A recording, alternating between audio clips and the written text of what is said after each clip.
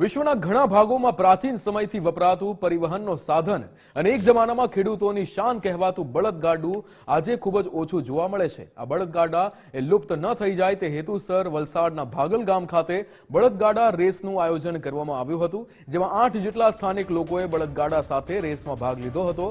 પોતાની પરંપરા અને સ્થાનિક ખેડૂતો યુવકો દ્વારા પોતાની આ ધરોહરને જાળવી રાખવા સાથે જ નવી પેઢીને આ બળદગાડા અંગે જાણકારી મળે તે હેતુસર આ રેસનું આયોજન કરવામાં આવ્યું હતું। સાથે જ બળદગાડા રેસમાં વિજેતાને ટ્રોફી અને ઇનામો પણ એનાયત કરવામાં આવ્યા હતા। ગામ બાગલ ખાતે 8 બળદગાડીઓ હતી અને ગામ પર ગામથી તમામ આ જે રેસના ચાહકો છે એ અહીં જોવા માટે પધાર્યા છે અને છેલ્લા 5 વર્ષથી આ સફળ બળદગાડા રેસનું આયોજન થાય છે આ ગામમાં।